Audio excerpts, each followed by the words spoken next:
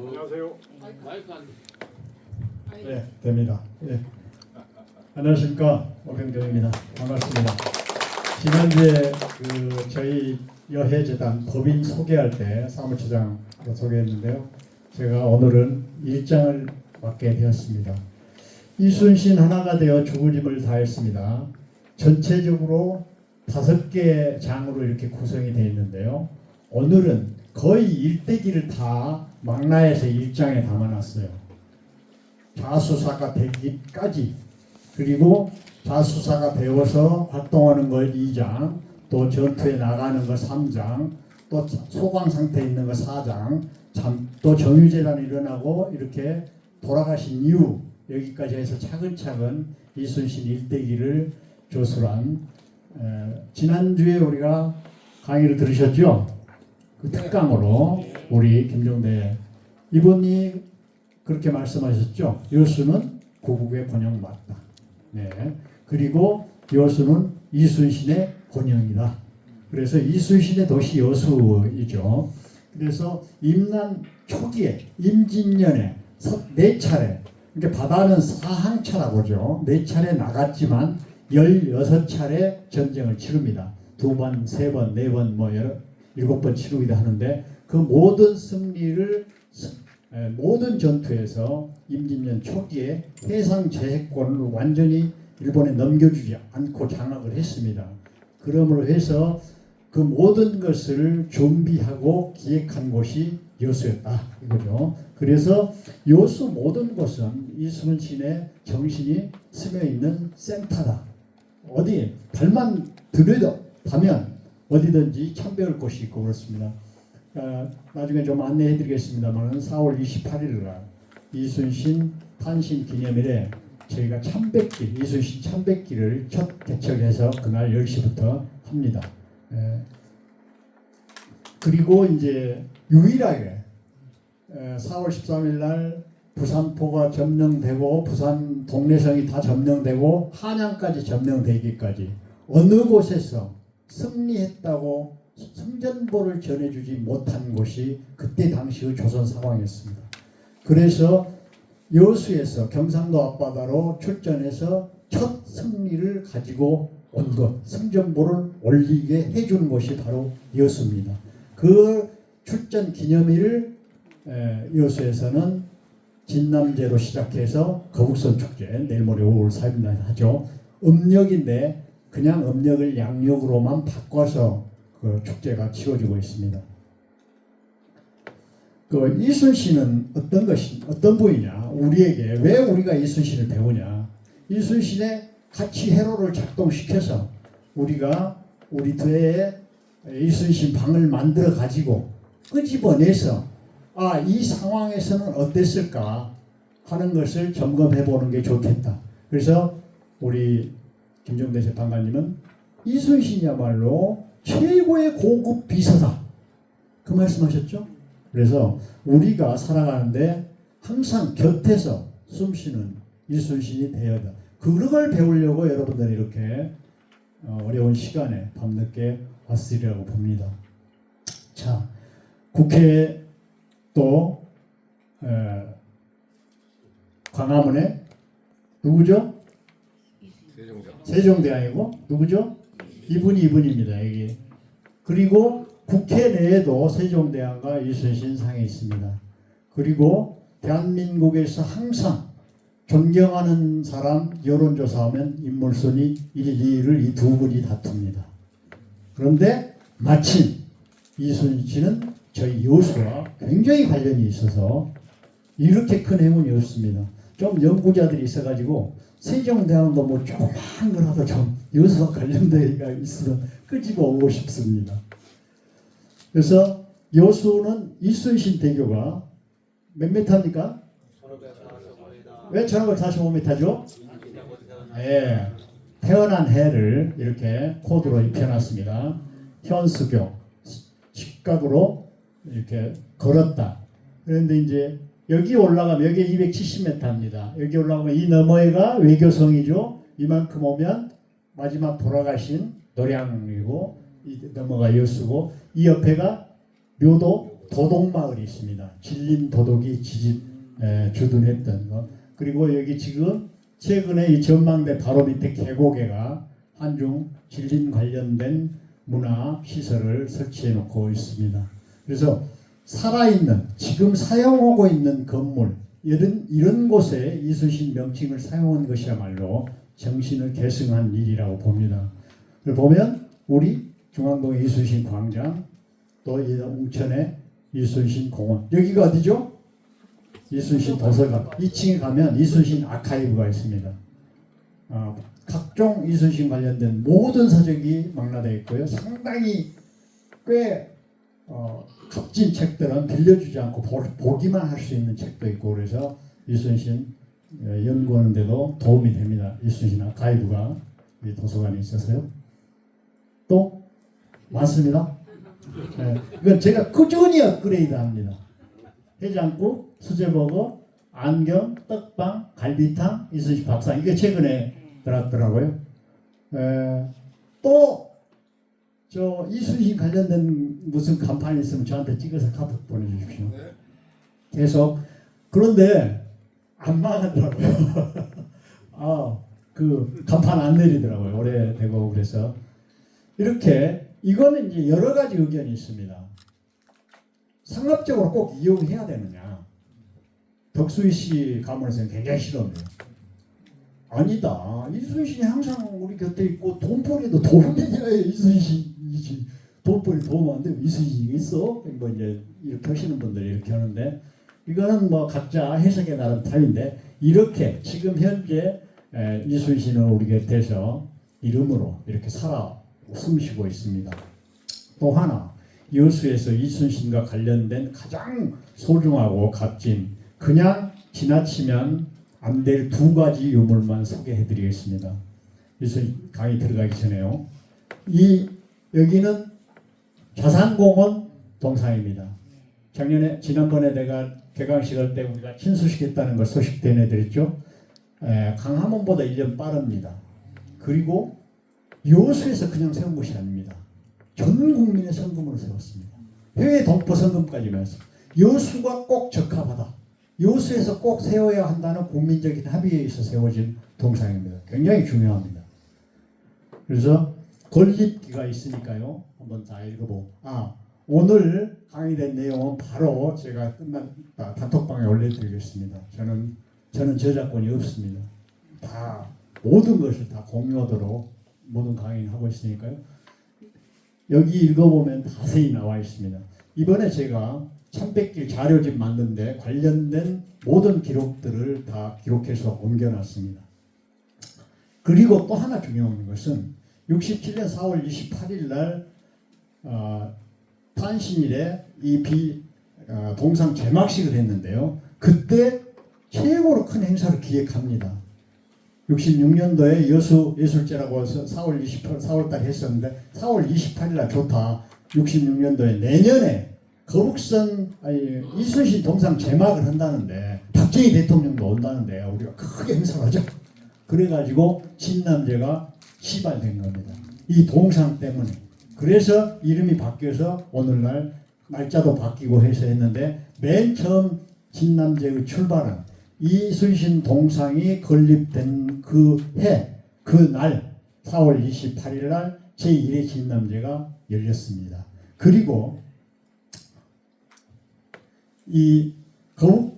박정희 대통령이 그때 왔습니다. 거기서 아이디어를 내서 강화문에도 해서 나중에 강화문에 1년 뒤에 똑같은 날짜에 제막식을 해서 이순신 동상이 건립된 겁니다. 이렇듯 자산공원의 이순신 동상은 여수를 넘어서 전국적인 의미를 지니고 있을 뿐만 아니라 우리의 향토 문화 축제인 진남제의 거북선 축제의 시발이 여기서 됐다는 것입니다. 그리고 또 하나가 우리가 대첩비가 있습니다. 대첩비의 본 명칭은 통제20 수군 대첩비입니다. 통제는 해군 총사령관이라는 뜻이고요. 20은 이순신이고 수군 대첩비는 해전 승리 기념비입니다. 그래서 엄밀히 따지면 해군 총사령관 이순신 장군 기리는 승리를 기리는 기념비다. 명랑 대첩은 하나만 있습니다. 진주 대첩은 하나만 있습니다. 이것만 총망라에서 있습니다. 부산도 부산 대첩만 하나 있습니다. 여수에만 유일하게 이순신 장군의 모든 것을 망라해서 승리를 기념하는 기념비를 세웠던 것입니다. 그것을 전에는 동령현에 세웠습니다. 그래서 이것은 큰 비석이어서 대첩비고요. 이것은 한 세트입니다. 동령현에 있는 작은 비석이다. 가리 비석 가리입니다. 동령소가리입니다. 이 이름은. 그러나 이 세트이기 때문에 이거 묻어져 있고요. 이 타루비는 휘하 장수들이 세웠습니다. 그러니까 이거는 해군에서 세웠고요. 이거는 아마 이제 정부에서 세웠고요. 조정에서. 이것은 이제 여수시에서 세웠다고 보면 됩니다. 지금으로 굳이 해석하면. 이것은 한 세트인데 이건 잘 안 알려졌고요. 이게 이제 광해군 1620년에 건립됐는데 여기에 적혀있는 만력 30년이 1615년이에요. 그래서 많은 곳에 그 비문을 받은 날짜. 또 하나 여기가 이 앞면하고 뒷면이 또 두 회에 걸쳐서 비문을 다시 새깁니다. 그러다 보니까 앞면 기준으로 할 때와 뒷면 기준으로 할 때와 걸림 연도가 여러 가지로 오해돼서 나오는데 이런 것들은 연구자들이 제대로 정리해서 알려줘야 될 필요성이 있는 부분입니다. 국내 이거는 이제 탁본입니다. 90년대 탁본은 여수문화원에서 탁본해가지고 있고요. 여수시에 지금 소장되어 있습니다. 국내 문화재 비석으로서는 가장 규모가 큰 3m6. 그러니까 이것이 원석이었을 때는 얼마나 컸겠어요. 깎기 전에는 이것이 세운 경로도 참 대단합니다. 이순신 장군이 초대 통제사, 2대 통제사 원균, 3대 통제사 백의종군에서 다시 돌아가시고 4대 통제사를 이시연 장군이 합니다. 이시연 장군은 진남관이 이전에 진해루가 다 불타가지고 진남관을 다시 지으신 분이 우리 이시연 장군입니다. 아마 진해루가 불안타고 계속 정유재를 안 타고 우리 여수에가 진해루가 있었다면 계속 있었다면 우리 시 이름이 진해시가 됐을지도 모릅니다. 네, 진해루고요. 그 진해루를 다시 지은 사람이 이시연 장군 4대고 5대 유영 장군이 있습니다. 유영 장군은 마지막 전투에서 이순신 장군하고 같이 싸웠습니다. 그런데 이 5대 통제사가 와서 보니 이 왼쪽에 있는 타룹이 조그마한 것만 있고 6.25 전통으로 봐도 그렇고 한 사람을 기리는 비석다운 비석 하나가 제대로 없으니 통탄할 일이어서 그는 비석을 세우기로 작정을 합니다. 원을 세웁니다. 그래서 통제사 임무가 끝나고 황해도로 발령나서 갔는데 황해도에서 강음현에서 조선팔도의 가장 크고 가장 석질이 좋은 원석을 발견해 가지고 그거를 한강하구로 옮겨놨다가 한강하구에서 수로를 이용해서 여수까지 옮겨놓고 비석을 세우지 못하고 돌아가십니다. 그래서 비문을 이항복 선생님 지어가지고 나중에 이 비를 세우게 되죠. 그런데 이것도 어떤 일이 있어요. 이건 같은 세트랑 같이 지어졌는데요. 이건 석질이 지금 봐도 어마어마하게 좋습니다. 이건 좀 안 좋습니다. 후에 유성채 장군이 전라 자수사로 발령나서 왔는데 자기 증조할아버지가 이런 일을 했다는 사실을 알고 비각도 너무 헐고 비석도 너무 달아가지고 이걸 다시 작업을 합니다. 작업을 할 때 이 비 뒷면을 다시 깔고 씁니다. 그때가 1968년인데요. 1698년인데 그래서 이 비석은 이걸 기준으로 뒷면 기준으로 이때 건립됐다. 잘못 알려진 게 좀 많이 있습니다. 이렇게 해서 4대의 무인 집안에 걸쳐서 이순신이 이렇게 추모하고 그렇게 해왔다는 것이죠. 그리고 또 하나는 이 비석이 그동안 비각계를 통해서 유지되어 있어요.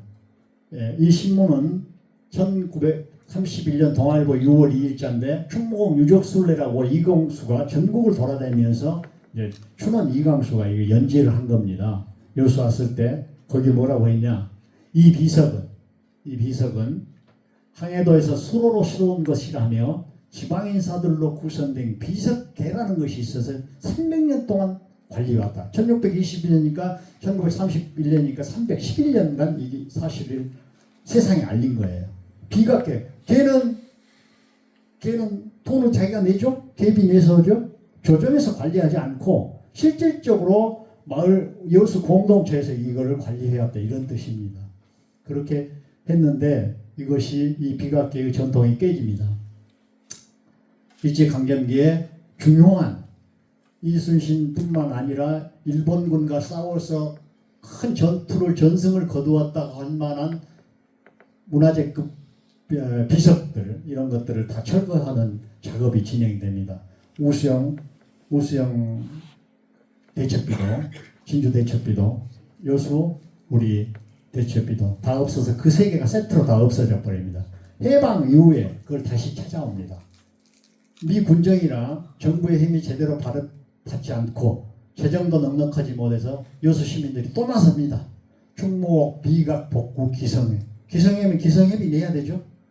네. 돈 내가지고 이게 미군 트럭으로 여수역까지 와서 여수역에서 이제 싣고 내리는 장면입니다.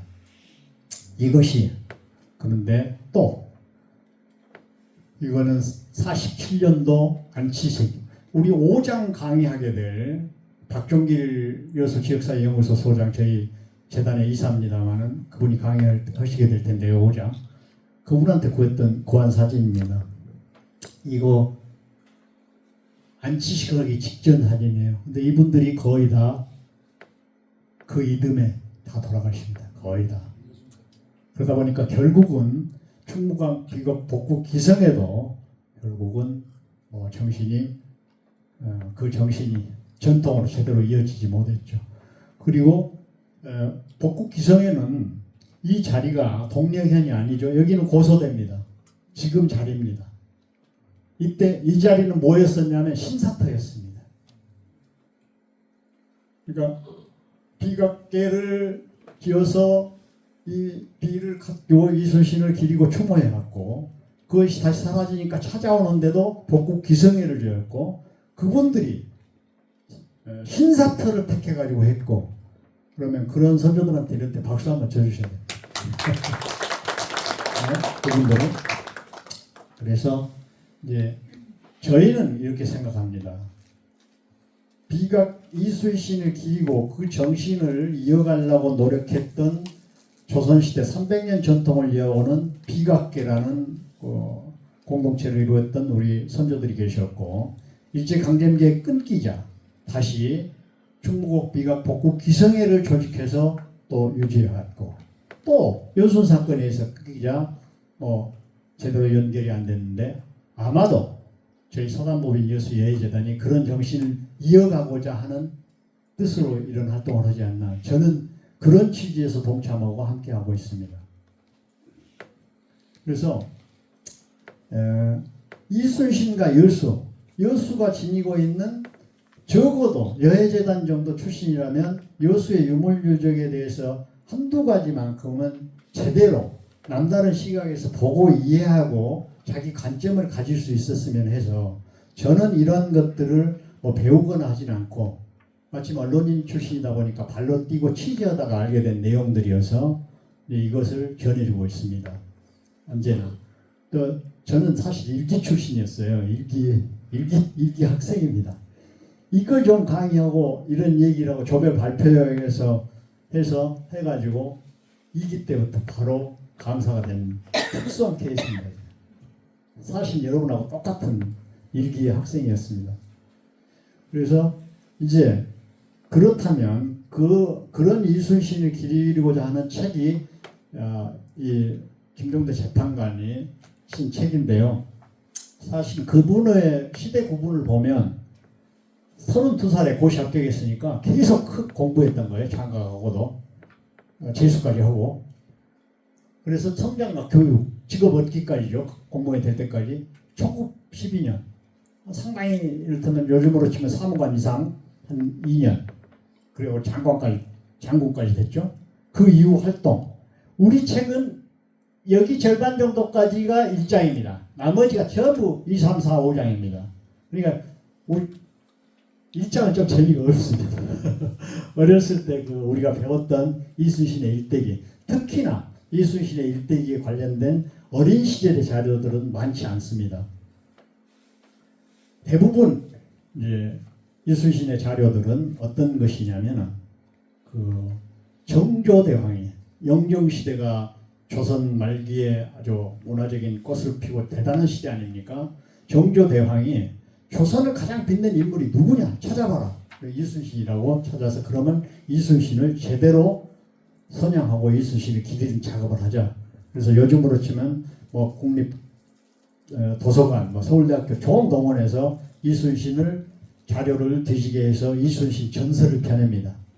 그래서 이순신에 관련된 모든 것이 지금까지 이어져 오고 있죠. 알려지고 오고 있고. 그때가 이순신 사후 한 200년 지난 뒤입니다. 최초로 우리 조선 역사에서 이순신을 재조명하신 분은 정조대왕이죠.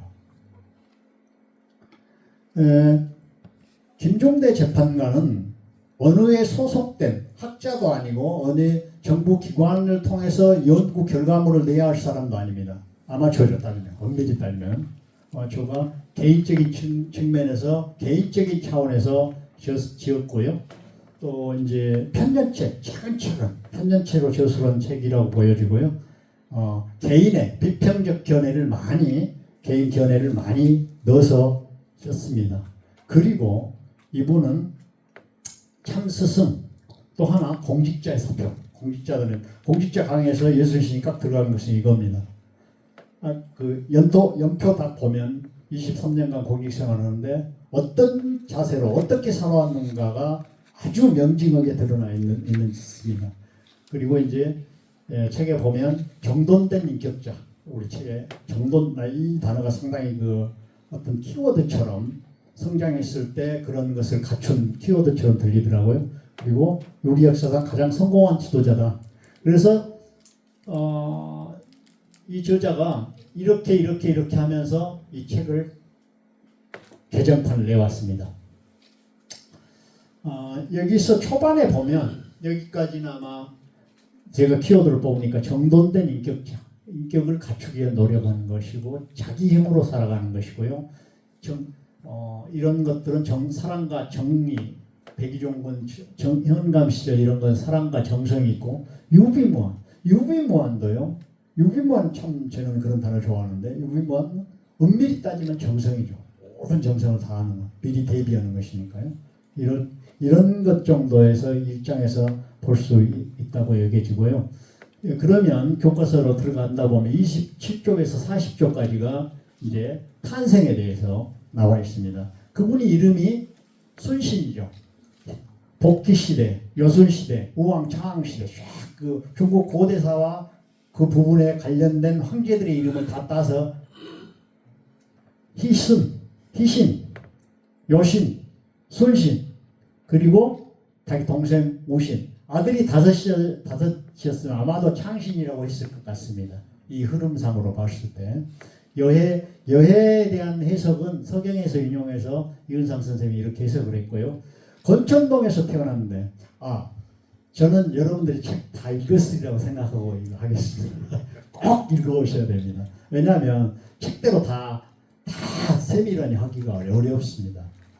그래서 이렇게 거기 권천동이 갖고 있는 그 인물 서해 유성룡이라는 막강한 후원자, 평생 자기를 인정해주고 서로 통한 그런 분이죠. 그분의 덕을 많이 받고 또 훈련원이라는 그 논산 훈련소 옆에 있으니까 거기서 큰 꼬마들이 군인 된 거예요. 이를테면.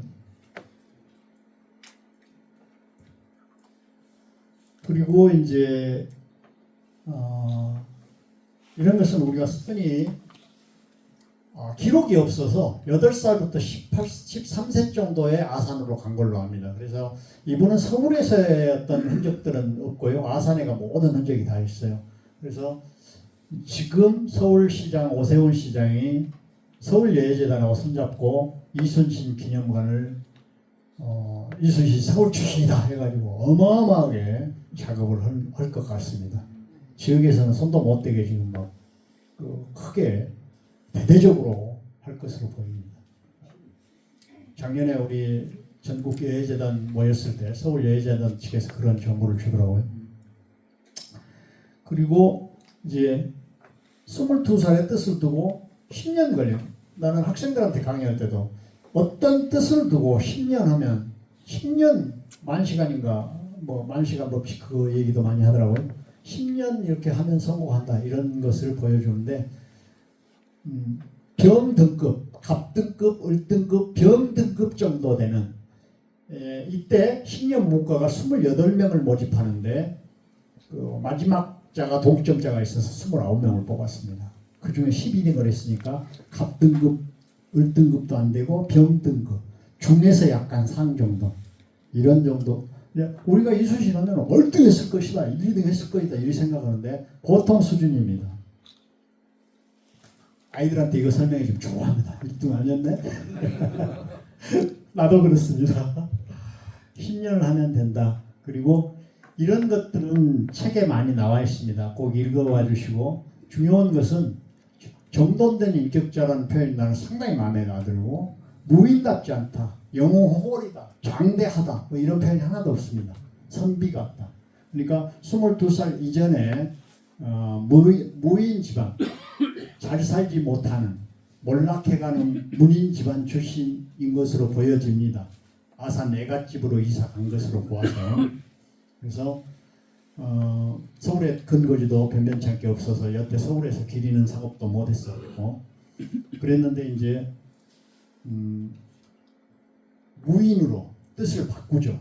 무관이 되고자 경찰이나 군인이나 이렇게 되고자 했었는데 거기서 이제 그 이전에 많은 그 인문학적 식견을 갖추다 보니까 남들과 월등하게 면접을 볼 수가 있는 거죠.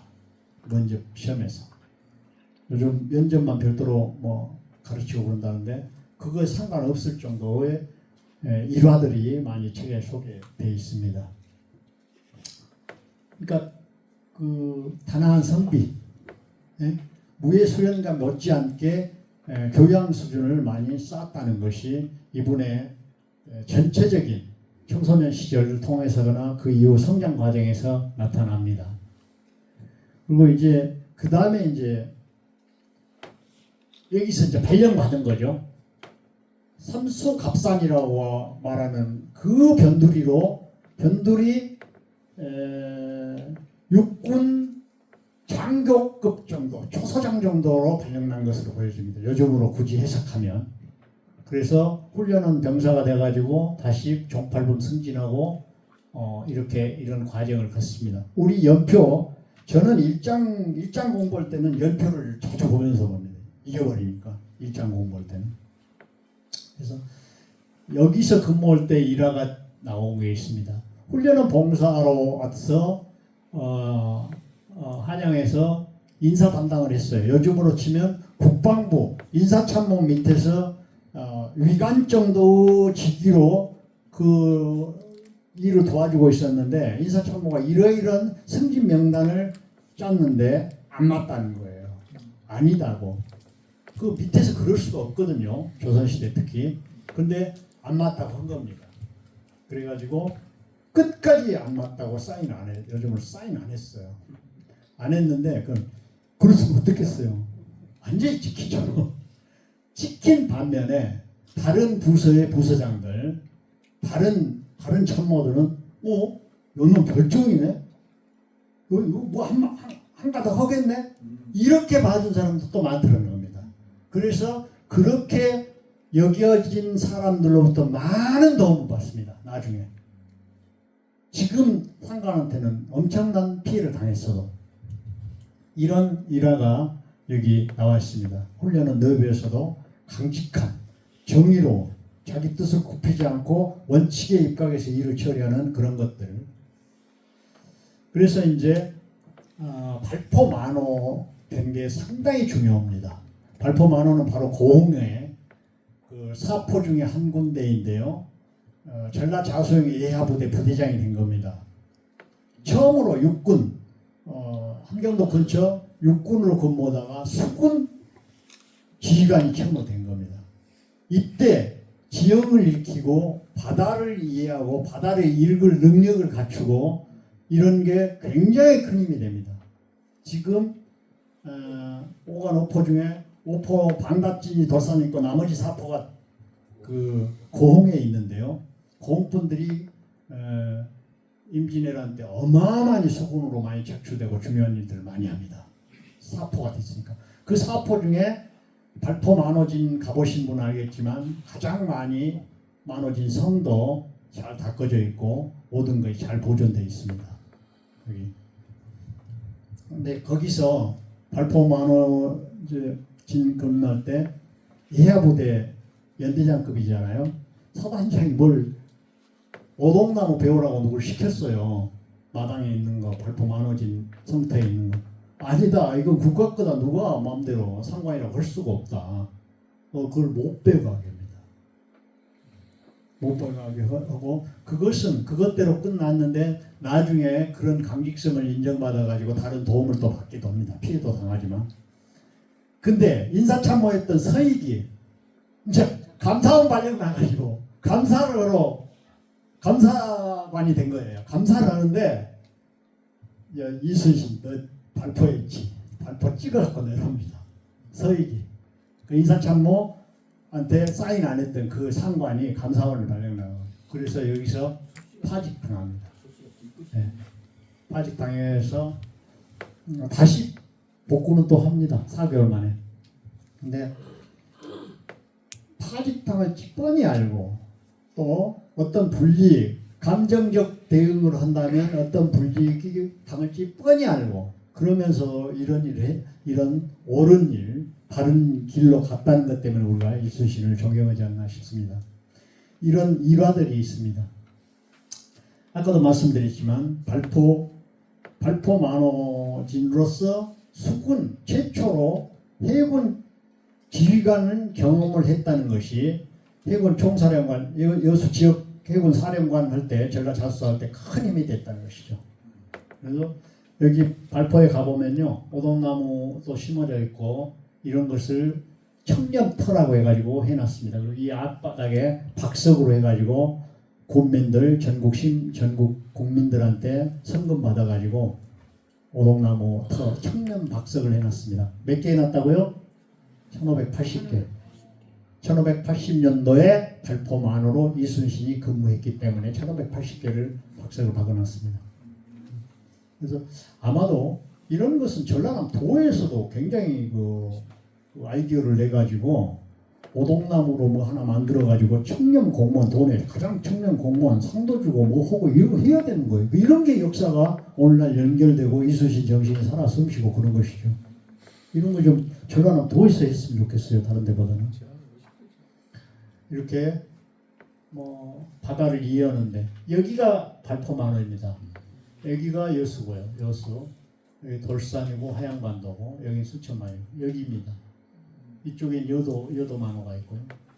녹도당 있고 또 사도 만호도 영남면에 더 있고 여기 이제 이쪽에 방답지 있고 일포, 사포. 이게 바다에 사는 사람들이 바다에 관련된 그 모든 것을 가지고 오죠. 지형지을 인식할 수 있는 능력이라든가 바다를 싸울 수 있는 거는 바다를 보는 능력을 가지고 와서 싸웠던 것이죠.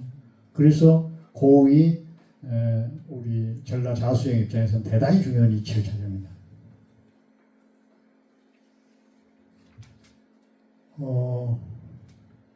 백이종군하고 파직은요, 여러분 다 잘 아시죠? 백이는 흰옷이 입혀버렸다. 계급장 떼버렸다 이 말입니다. 그리고 종군 싸우도록 따라가게 해줬다. 그 말. 그래서 백이종군은 싸운 과정입니다. 전쟁터입니다. 평상시는 파직이 해직 해임이고요. 싸울 때 뭔 일을 잘못하면 백이종군을 시킵니다. 그 계급장 띄고 너 다시 전가를 세우든지 뭘 하든지 해. 네 개인 자격으로. 그러면 다시 계급장 갈아줍니다. 백이종군에서 벗어나죠. 그러니까 어떻게 보면 불합리한 인사제도 같은데 단순히 칼로 쳐버리지 않고 뭐 잘못해도 기회를 다시 주는 거. 우리 지금 대한민국에 지금 약자들, 루저들 한 번 하면 다시 못 올라가는 그거 문제가 있잖아요. 이 제도는 좀 어떤 그 의미가 있을 것 같아요. 해석의 차이가 있겠지만 백의종군 기회를 주는 거예요. 백의종군 하면서 전가를 세웠습니다. 73페이지 보면은요 우화열장을 맡았다 그 대목이 나오는데 우화열장이라면 요즘으로 시그전 우측 화기 담당하는 분대장 뭐 장수였다 이런 뜻이에요. 그리고 그때 당시 화기는 뭐였냐면 승자총통이나 이런 거인데 원결이 타격이 용이에요. 일제 일본인들이 그때 최고의 총이 조총이었지 않습니까? 세계 조총의 80%를 갖고 있었다는데 포르투갈에서 수비해가지고 그리고 자체적으로 진화시키고 만들 수 있게 되고 사용하고 그런 능력을 다이너들이 서로 싸우면서 그걸 습득했잖아요. 그래가지고 그걸 우리 조선에 써먹었으니까요. 그런데 그걸 이길 수 있는 것이 포였습니다. 그래서 이 포를 거북선에 장착하고 판옥선에 장착하고 해서 이겼죠. 판옥선 장착하다가 아유 안 되겠네. 위로 쳐들어오네. 덮은 게 이제 거북선이 된 것이고요. 그래서 이런 어느 곳에서 어떤 일을 하더라도 그것과 연관된 창의적인 생각, 자기 노력들이 다음에 다른 일을 하는데 연결이 되고 응용이 되고 그런 삶을 사신 분입니다. 우리도 마찬가지로 성공하신 분들 보면 단순치가 않죠. 어떤 일들이 성공 실패의 어떤 수준을 넘어서라도 차근차근 어떤 단계가 있고 그 앞 단계에서 끄집어 와서 연결되고 그런 것을 보여줘서 그 우화열장을 전문가한테 저도 물어봐가지고 이걸 알게 됐습니다. 이 책의 중요한 것은요. 394쪽에 리더십 원천을 찾아서 약간 컬러가 다른 대목 있죠. 우리가 강의로 가르치지는 않습니다. 우리 강의에는 빠졌어요. 1장부터 5장. 이건 수시로 읽어보시면 참 좋을 것 같습니다. 저는 뭐 학자도 아니고 책 들고 다니기도 곤란하고 그래서 한 번 더 사버렸습니다. 사무실에도 보고 뭐 들고 다니기도 애매하고 내가 학자도 아닌데 근데 보기는 봐야 되겠고 그러니까 정말 열성적으로 공부를 했던 것 같아요. 재밌게. 그리고 진짜 다른 거 안 보고 지금 이것 보기도 급하니까요. 다른 거 볼 필요 진짜 김종대 재판관님 말이 맞습니다. 이거 보면 그리고 나면 다른 것이 보이기 시작합니다. 그러면 우리 참고문헌에 본인도 이 책만 보라겠지만 참고문헌 다 소개해놨잖아요. 볼만한 책들이 덜어 있습니다. 시간이 없어서 그런 얘기는 하고 그리고 이제 정의병갑시로 넘어가면은 이제 거기에 남솔이라는 특수한 용어가 있더라고요. 남솔은 어떤 허물이입니다. 자기 식솔들을 몽땅 끌고 가지고 민폐 끼치는 것이 남솔인데 그때 어땠냐? 큰형 여신, 희신이 또 바로 위형 여신 아버지까지 돌아가시다 보니까 두 형님들 형수씨 조카들까지 다 부양해야 할 책임이 생깁니다. 그래서 난 요거도 모두 별 수 없다. 이 조카들을 혼자 된 형수들 그냥 둘 수 없다. 그래서 데리고 다니면서 다 합니다. 또 이제 참 슬픈 광주 민주화운동보다 더 슬픈 일입니다. 정열이 모반하고 호남 사람들은 엄청나게 생겼습니다. 79쪽에 각주로 잘 소개되어 있습니다. 선조가 자기 무능을 감추기 위해서 조작된 겁니다. 간첩단 사건 같은 것입니다. 요즘으로 치면 어마어마하게 많이 죽었습니다. 전라도 사람 진짜 많이 죽었습니다. 말도 안 되는 것으로. 이를테면 전라도 도사 어떤 직함인지 잘 모르겠습니다만 수사 대상으로 조대중이가 있었는데 조대중이가 울면서 기생과 헤어졌는데 그때 당시 정예립을 쳤다는 직후에서 정예립 때문에 울었다고 상대편이 모함을 한 거예요. 그래서 이제 정예립을 압수수색하다 보니까 편지가 있는데 이순신과 주고받은 편지가 있는 거예요. 그러면 너도 정예립과 연관됐다 죽을 수도 있죠 그때. 근데 상관없다고 했습니다. 보니까 이순신 편지 떼빼줄까? 뭐 이런 정도 접근한 거예요. 수사관이. 뭐 편지 있으면 안 되잖아. 만약에 그때 빼가지고 했으면 오히려 더 멋이 복잡해갖고 커져가지고 전라자수사 이순신을 못 볼지도 모르죠. 못 봤을지도. 그러나 개의치 않고 나는 그런 것과 관련이 없고 개인 서신만 했을 뿐이니까 상관하지 말고 해라 라고 항상 원칙을 지키는 이런 사례들이 너무 많이 나와서 내가 그렇게 했을까? 내가 상관이 그걸 좀 오동나무를 좀 나는 오동나무를 미서 비해가지고 그냥 기가 막히게 해가지고 받쳐버렸지 않았을까? 이런 생각도 들더라고. 근데 그렇게 한 것이 당장은 좋지만 안 좋다는 것을 알면서도 안 하는 거. 우리 보통 사람 그러잖아요. 이거 깨끗이 해가지고 오기도 전에 잘라가지고 그냥 반짝반짝 빛나게 해가지고 포장 잘해가지고 여기 있습니다. 뭐 노려보실 거 뭐 있습니까? 할 것 같은데 안 했어요. 어떤 상황에서나 다 그랬더라고요. 그래가지고 전라자수사로 관련된 게 7계단 상승입니다. 현감의 입장에서는. 그러나 발포 만호에서도 보면 종사품이었잖아요. 그러니까 정사품 오는 거 그렇게 한 거 아니에요.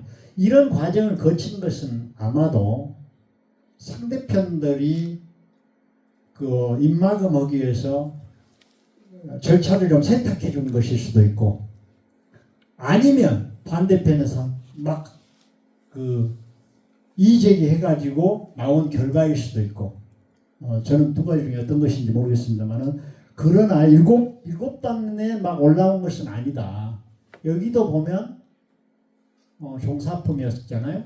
훨씬 전에 발포만호가 종사품이었으니까 정상품 된 것은 그렇게 어려운 것은 아니었다. 그래서 전라자수사 되기까지가 그래서 이분은 위기의 조선을 이런 분이 이렇게 어렵게 이렇게 전라자수사가 됐다.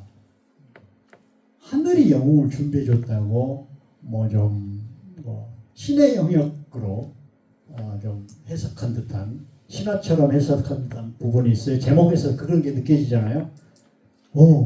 조선의 위기를 구하려고 이런 분이 이렇게 뉴스로 오게 됐어. 이래서 전라자수사가 된 과정까지가 이제 나와 있고요. 또 하나 더 보면 요수의 1년 2개월 전에 딱 옵니다.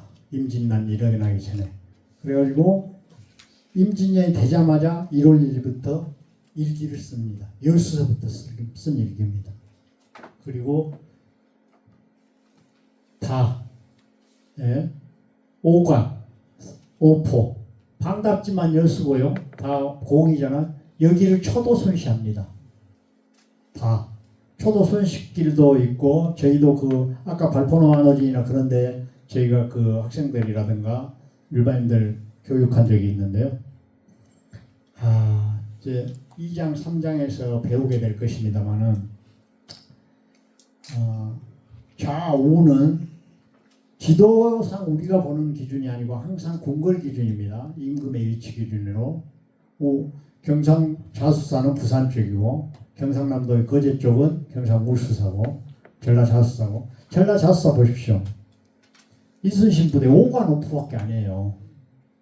자, 박홍 선조가 위험하니 우리는 선조를 구하러 가야지 하고 도망쳐버립니다. 명부는 선조를 궁궐 가까이 가서 지켜줘야 돼요. 박홍 부대는 전부 배랑 모든 걸 다 침수시켜버리고 군량미도 다 없애버리고 불태워버리고 군대를 해산시켜버립니다. 원균이는 반틈만 해산시켰습니다. 원균 밑에 대단한 장수들이 많이 있었습니다. 몇 분이. 그분들이 옥포해전에 첫 승리를 했었다는 것이 옥포해전의 유명한 장수들이 도와줬기 때문입니다. 그분들 원균의 반기를 들고 우리 지킵시다 하고 몇 남았던 사람들은 다 경상울수사, 전라자수사, 통제사 다 했습니다. 그 뒤로. 이렇게 어려운 일을 도와줬다 이런 뜻이고요. 난육일기를 쓰기 시작했습니다. 우리가 오관오포를 점검하면서 전쟁, 그러니까 일본 사신이 와가지고 뭐 김윤길, 황성일, 부사 서로 다른 의견들을 내잖아요. 이순신은 침략 안 한다가 아니라 침략한다에 걸었습니다. 그래서 이 준비를 다 한 겁니다. 네. 그런 기미는 너무너무 많이 있었고요. 손죽도에 임진왜란 전에 한 5년 전에 이대원 장군이 돌아가셨는데요. 이대원 장군은 약관 나이입니다. 이대원이 살았다면 이순신보다 훨씬 위대한 장수가 되었을 것이라고 이대원 연구가들은 그렇게 말을 합니다. 약관 나이에 손죽도에서 왜구들 침입에 의해서 돌아가셨거든요. 그런 것으로 봐서 어떤 기미들이 많이 있었습니다. 그래서 준비를 철저히 한 거죠. 그리고 최무산이라는 사람이 고려 말에 화약을 발견했지 않습니까? 발명했지 않습니까? 그걸 활용 다 할 수 있었어요. 이순신만 준비하고 활용했습니다. 박홍희가 그 준비 이순신처럼 했으면 절대 못 들어옵니다. 일본군이 함부로 그렇게 막 연전연승 파죽지세 마음껏 유린하고 마음껏 침략하고 마음껏 올라가고 하지를 못합니다. 부산에서 한양까지 수천의 군단들이 밥 먹고 가면서 어떻게 한양을 20일 만에 올라갑니까? 수천 명, 수만 명의 군인들이 무조건 뺏어먹고 간 거지. 무조건 뺏어먹고 어디든지 있는 밥 뺏어먹고 간 거죠.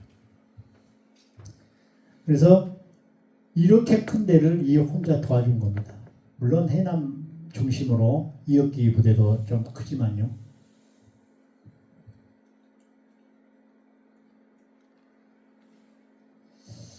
난중일기 굉장히 중요합니다. 난중일기 있었던데 국보로 지정되어 있고요. 세계에서 인정해주고 있고 일부 어떤 뭐 연구 좀 했던 분들은 뭐 난중일기가 가짜다 어쩌다 하는데 강의에서 자기가 좀 뭐 좀 안다고 이런 게 가짜다고 함부로 말하는 것은 아주 무식한 행위라고 논문으로 써서 증명을 해주고 이렇게 해야죠.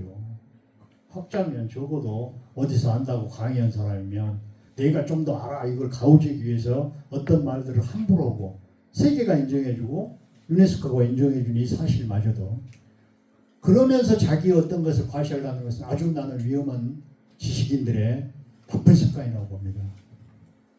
평상시 기록도 대단하잖아요. 어떤 일기를 쓴다는 것은요. 지금 어떤 상황을 점검해 보는 것이죠. 성찰해 보는 것이죠. 그리고 뭘 해야지? 계획이 또 나오는 거죠. 여기서. 그런 것을 전쟁에 다 썼다는 거예요. 그리고 이제 정조대왕이 이순신 일대기를 전부 허락했을 때 이제 기록을 다 찾아가지고 임진, 개사 뭐 차근차근 나오죠. 그래서 연도별로 되어 있는데 그걸 묶습니다. 다시 발견된 것, 후에 발견된 것 다 넣고 해서 그래서 처음부터 난중일기는 아니었고요.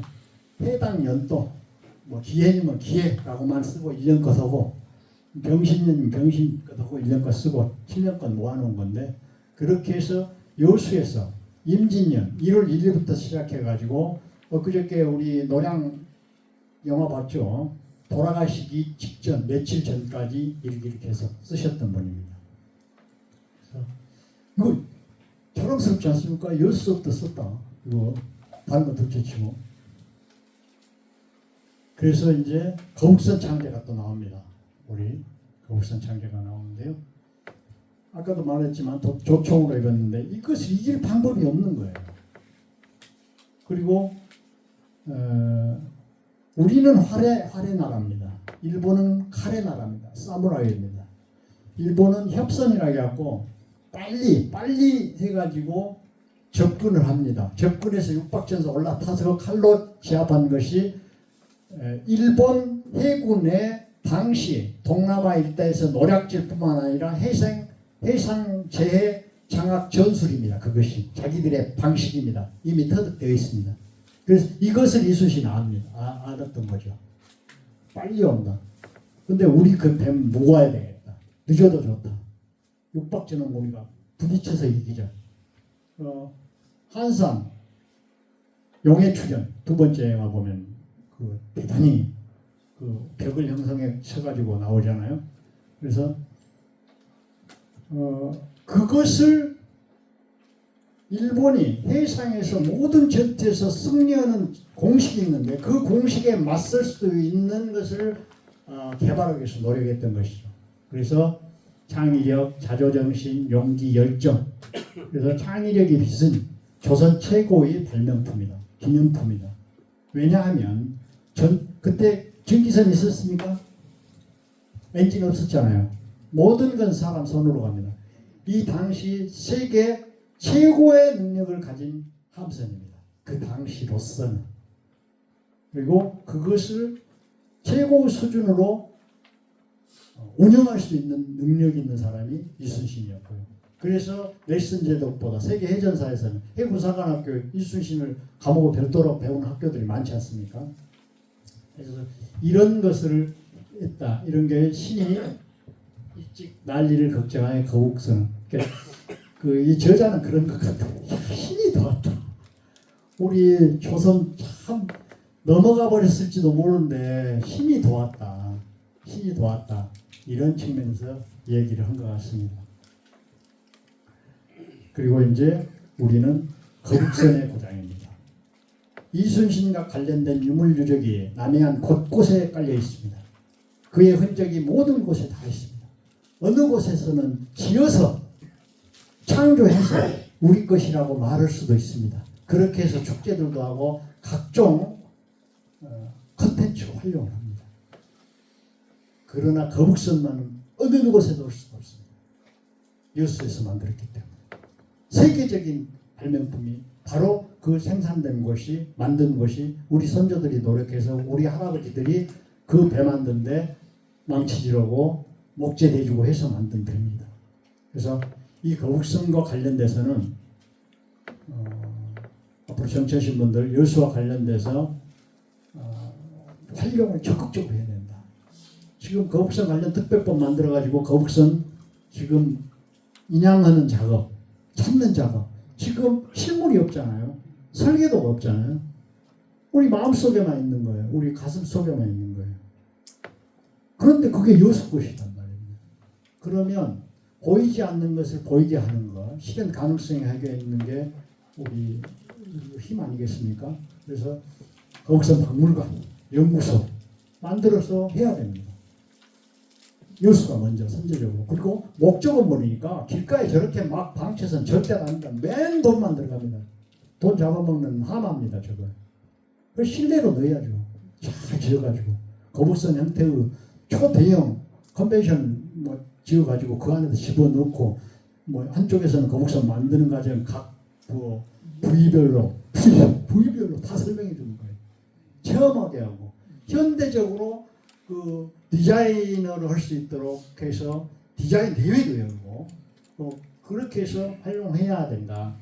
다양한 접근이 필요하고 이런 것은 제가 여수 콘텐츠 관련된 거 시에도 강의를 했었고 얘기를 해줬었는데 그렇게 받아들이지 않은 것 같더라고요. 그래서 거북선 등장은 여수에 대단히 의미가 있다. 여수가 이순신 도시인 만큼 여수는 거북선의 도시다 라고 저는 얘기합니다. 자 강의가 끝나갑니다. 임진년에 벌어진 일입니다. 임진년이 7바퀴 돌 때 2012년이 무슨 년이었어요? 임진년이었습니다. 몰랐죠? 그 임진년에 그 바다 우리 선조들이 철출전할 때 소설에 보면요 어마어마한 우는 바다가 됩니다. 박홍 부대가 전라 경상도 모든 부대가 다 해산할 정도로 눈물 그냥 한 번도 싸워보지 못하고 다 손들고 만세 부르고 어느 한 군데서 일본군 이겨보지도 못했는데 거기를 출전한다니 전 가족이 나와서 울고 난리는 우는 바다가 됐습니다. 그런데 첫 승전비를 해준 거예요. 승전부. 그 바다에서 세계를 향해서 우리 여수가 방랑을 한 겁니다. 임진년에. 우리에게는 그런 능력이 있지 않습니까? 박수 한번 쳐주십시오. 이제 제가 1시간 딱 강의하려고 했습니다. 하기 전에 이거 좀 홍보 좀 하겠습니다. 올해 신청 많이 좀 받겠습니다. 점심 제공합니다. 책자 신경 써서 만들었습니다. 책은 못 만들었는데 한글 파일로 해가지고 프린트만 했습니다. 그래서 간이 책자로 만들어서 주고 내년에는 좀 편집 좀 해가지고 제대로 책자를 낼 겁니다. 각종 기록 많이 적혀 있습니다. 대첩비 원문도 적혀 있고요. 동룡소관 앞뒷문도 적혀 있고 그 동상에 적혀 있는 것도 있고 의성당에 관련된 주련에 관련된 것도 했고 해서 오늘 방금 30쪽짜리 편집을 마치고 왔습니다. 그래서 책자도 줄 거고요. 충민사에 집결해서 충민사 이렇게 갑니다. 하나가 되어 이제 죽을 힘을 다했었는데 1장 강의하고 여호수아 이순신과 관련된 거 잠깐 말씀드렸습니다. 이것으로 1장 마치고 10분간 휴식하고요. 토론하고 또 질의응답 받고 그리고 마무리를 하도록 하겠습니다.